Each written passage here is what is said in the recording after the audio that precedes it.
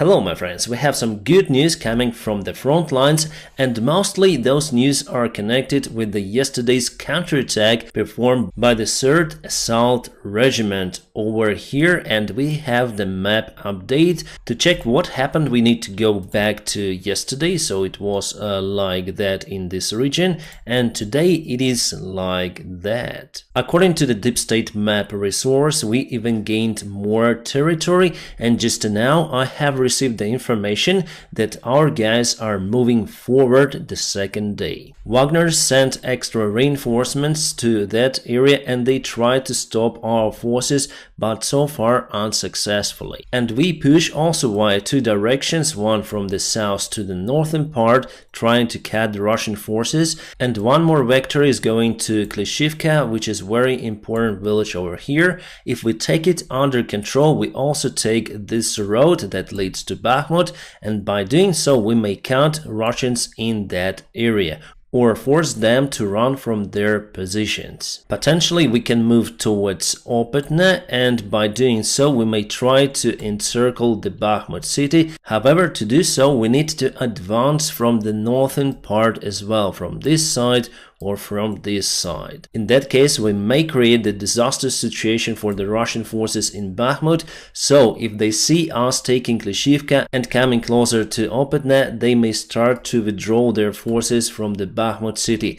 Otherwise, there's the huge risk of encirclement of the Wagner forces, because they are losing their resources in Bakhmut, and as you can see, the regular Russian army is now being used to help the Wagner forces, but obviously they fight much worse compared to the Wagner army. The popular blogger already Prigozhin have recorded one more video today. He said that there is the great risk, the serious risk of encirclement of the Wagner forces in the Bakhmut city as the result of the failure of the flanks that should have been protected by the Russian regular army forces. And we are speaking about the place where Russia has the huge advantage, the Bakhmut city. They are taking the city itself, but still the situation there for them is also critical. Prigozhin said that the idea to perform the assault on the Bakhmut city from the Wagner forces was to concentrate the Ukrainian forces in one place and cause them severe losses, but now he says that the situation turns upside down for Wagner, and now they have severe losses compared to Ukrainian side. But we know that it was the case even before, and the only way how they could take the ground is to use the prisoners from the Russian prisons. So they were just throwing those waves of the prisoners to take the positions of Ukrainian armed forces, and now they're out of those prisoners, and that is why they're struggling dealing with just single district in the Bakhmut city. However, today they moved a little inside the city. It was before, and they've took this part over here, and they also moved towards the Hromova village over here as well, but it's not that critical right now for Ukrainian forces. Still, we need to control the crossroads over here, but we just control one district, so in any moment, in a few hours, we may leave our positions if there is the risk of taking them by the Wagner forces. For example, if they go closer to Kromove over here, we'll just release our forces from those positions and evacuate as soon as possible, so the trap will close for the Wagner forces and we may take them from the flanks. At least it's one of the scenarios. We are waiting for the new videos released about the continuation of the Ukrainian counterattack in that area, but it's not the big expected counterattack. It will be very soon. We're gonna speak about it also in this video, but firstly let me tell you about the partner of my channel and also the sponsor of mine, the Atlas VPN. They recently came out with a great deal for my subscribers and followers, so right now you may get the Atlas VPN Premium for just $170 a month. It's extremely low price for this product.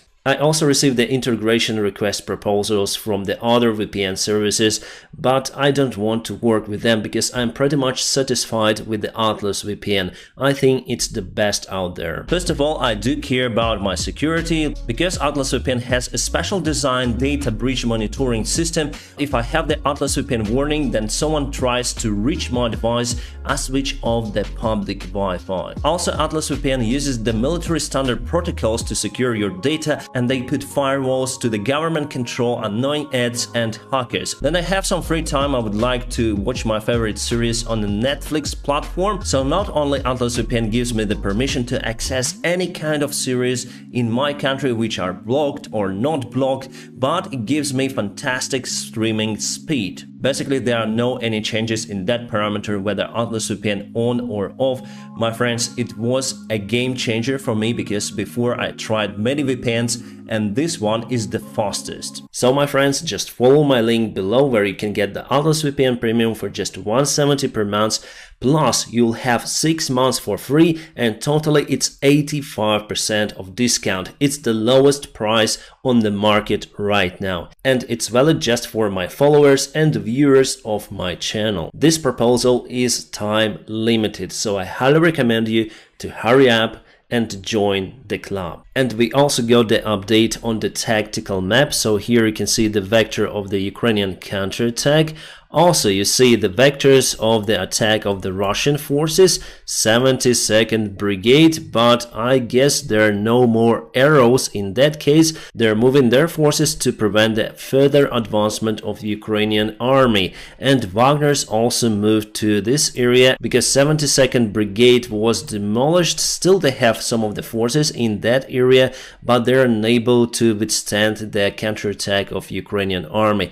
Basically, that is why Wagners were forced to move there. The positions were already taken by Ukrainian army. So by the time they arrived to positions, there were no place to hide because the trenches were taken already by Ukrainian forces. And that's why Wagners also had severe losses. And Prigozhin yesterday was mad about this case. He even swore towards Putin. He says that the grandpa is dreaming or he's just a... So it is getting interesting day by day, and in the future we'll see whether Prigozhin will be accused of the betrayal of his own kind, the Russian Federation, and there could be the fight in that case between the regular Russian forces and Prigozhin. Obviously, he will not go to prison. Also, I want to say why am I quite positive about taking Klishivka and moving further, because Russians were not able to build the huge defense lines in that area. They're using the Ukrainian built defense lines as well, the trenches, but they need to go down to the ground to defense, and they cannot afford it because now they're still on offensive mission taking the Bakhmut city, and it will take lots of the supplies, engineering equipment, and we know that Wagner is in lack of any kind of the equipment nowadays provided by the Russian Federation. Well, they still have some sort of the tanks and even airplanes, but for most of the vehicles they should conduct the maintenance actions themselves. So it's been a while since we saw the Wagner airplanes like Sukhoi Su-25 flying in that area. So we'll see what happens tomorrow, but this counterattack of Ukraine is a very good sign. By the way, this is the city, so Wagner's attack this part mostly from 2 vectors could be successful, and also they're moving from the north towards Hromovo, taking some part of the territory, but still we're controlling this part, which is crucial for our supplies. About Avdiivka, there are no any changes. Russia just bogged down, and we have the update in Dnipro over here near to Kherson. Kherson is very close, so Ukraine advanced with their forces on this island. So before it was like that, and we are pushing Russians away from this place, probably preparing the territory for the possible counteroffensive operation. We saw the map that was published by the Spanish reporters. It's just based on the expert opinion that Ukraine will also try to counterattack from the Kherson region. That fits also the Russian expectations, at least from their experts, that Ukraine will be able to cross the Dnieper River with lots of the boats, amphibious, and many more. But I guess not over here where Antonovsky Bridge was destroyed. I think that will go to Novakhovka or something like that, because here the dam is more or less okay. So to build the bridge is less harder over here compared to Antonovka. Today we have the confirmation from our general commander Syrskyi that our guys were capable to take the ground. Yes, we knew it even yesterday. But as I said to you, this action still continues and Ukraine takes more ground day by day. By the way, more videos available, but I cannot publish them here. So for that, please go to my Telegram channel that you may find in the video description just below. Occupiers announced more evacuation from the south part of Ukraine. This time they evacuate the personnel of the nuclear power plant. Plus they cancel and close all of the transactions into the occupation administrations of that region. They did the same stuff just before leaving the Kherson. So we definitely have the very interesting signs out there. You ask me in the comments sometimes of when Ukraine will perform the counteroffensive action. Well, this is the screenshot from my phone, and from what our officials saying that it is mostly the question of whether, well, the end of this week and the beginning of the next one is more or less fine. I think that it still could be rainy out here, and on the Friday we see that there should be no clouds. This forecast for 2 days is more or less precise. Based on my own experience as an airline pilot, it's very hard to predict the weather more than 3 days ahead. But for sure we have the close perspective for Friday, and if Saturday will be not rainy, maybe the soil will be good for the counteroffensive. Anyways, as I say to you on April, I predict the counterattack to start till 15th of May. The same said also Prigozhin, because afterwards we may have some of the convection cumulus clouds, the weather will change to the summer one, and there could be more rains at the end of the May, and that weather is hard to predict. So my opinion, this time is the best one if you want to start the counteroffensive in May. But obviously our general command knows better, and we have one more clue that the counterattack may start at any day very soon, because it's the first time that General Zaluzhny refused to participate in the meeting of NATO military committee with lots of the representatives and generals. He said that he is very busy with the situation in Ukraine, and he said that he has no time even for the Zoom meeting conference. It means that our generals work very hard on the future counteroffensive plan. Plus, for the second day consecutive, I see more surveillance airplanes close to the Black Sea, and today one more surveillance airplane was in the Polish airspace.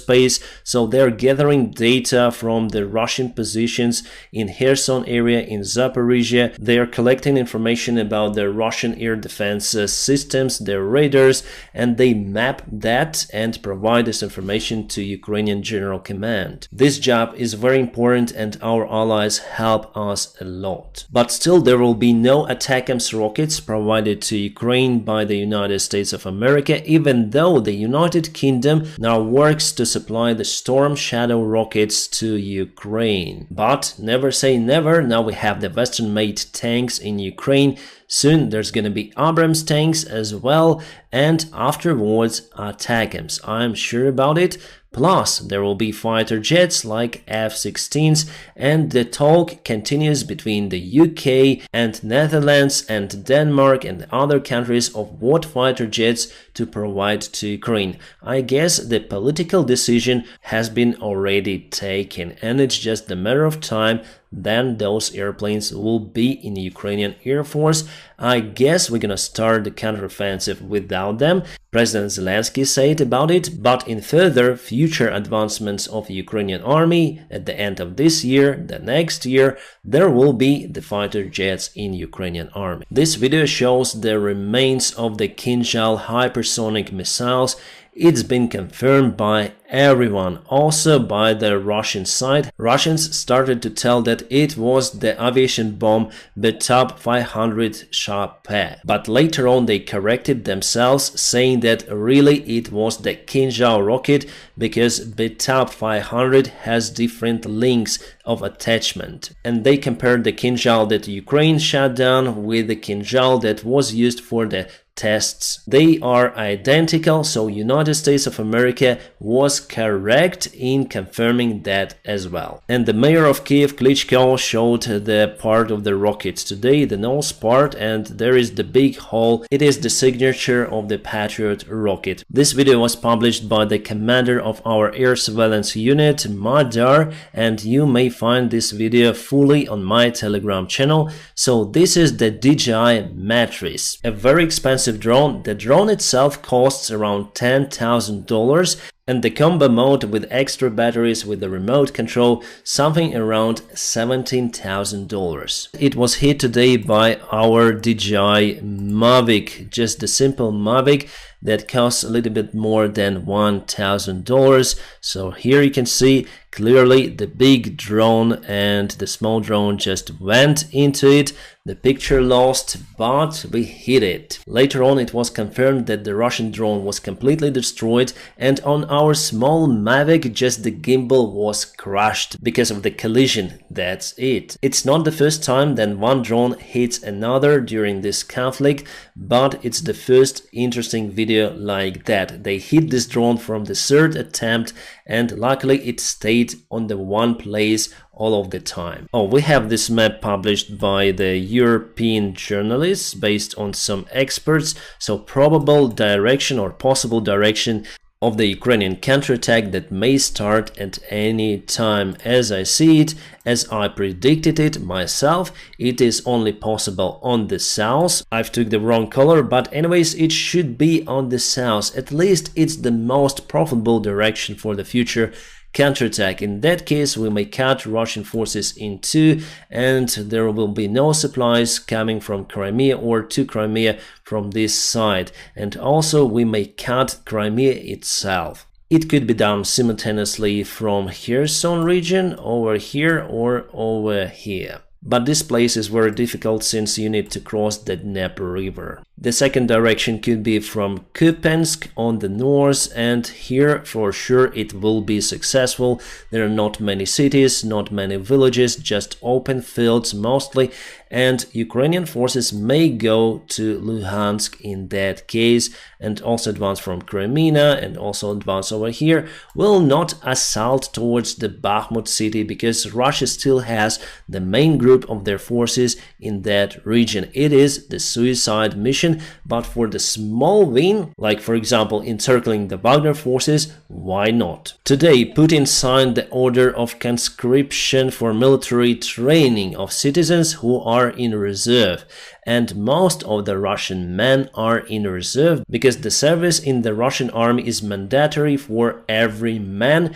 who has no troubles with the health. So we expect more people coming to the Russian army for the training, and they will stay there because Russia will close them in the Russian army. That's it. They have no rights. Again, I saw the very interesting video today. I shared it on my Telegram channel, by the way. The video was about how Russian soldier surrendered to the drone. So our guys went on the front lines and they flown the drone bomber over there, so they bombed the Russian positions, and one of the Russians just prayed, do not drop the bombs on me, I will surrender, I will not fight. He dropped his weaponry and he just begged for his life. And Ukrainian soldiers decided, okay, in case you want to surrender, we'll drop you this letter, surrender and follow the drone. So they dropped this letter and the Russian soldiers read it, and he showed that he is unable to surrender because Russians will start to fire mortars on him and also will use the rifles from other positions to stop him. Nevertheless, that Russian soldier had no other choice but to follow that drone. And definitely Russians start to fire mortars on him, and he was lucky to reach the Ukrainian positions. Why it's important for Ukraine to take the prisoners? Because we need them them for exchange for our prisoners,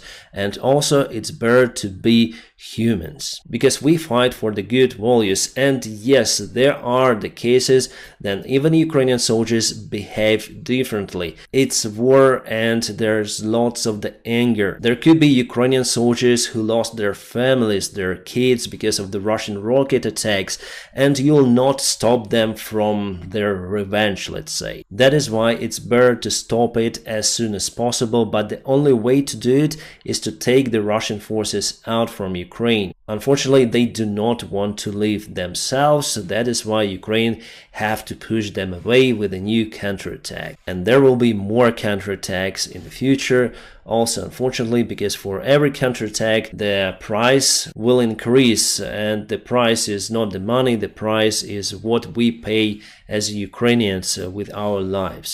That is a big tragedy of Ukraine. And then I see our guys are doing this goodwill towards the enemy. It rises the spirit somehow also that we are still humans. But it was the adequate response towards that particular Russian soldier who decided to give up his fighting. His war is over. And there is one more video I published today how Russian soldiers decided not to give up, and he fired towards the drone, and finally well, the story ended not good for that one. Ukraine wants to order 450 medical armored vehicles from Brazil. But Brazil says that they are quite a neutral country, so they want the guarantees from Ukraine that those vehicles will not be used for the fighting purposes and just for evacuation of the injured or wounded, it's better to say, personnel. Well, I guess it's better to leave the turrets on those vehicles because, well, just to protect our guys who got wounds, and also they look much better with those guns. The Czech Republic will give Ukraine the air defense systems Kyiv, and those are very effective short and up to middle range systems. My friends, I'm gonna keep you updated on situation in Ukraine. Hope for the more better news tomorrow. Now press the like to this video, and also don't forget to check my personal link where you can get the Atlas VPN Premium for just $170 per month, and it's just the best offer on the market. The deal is time limited, so hurry up to join the club. Now I wish you a peaceful sky as usual wherever you are, and have a great time.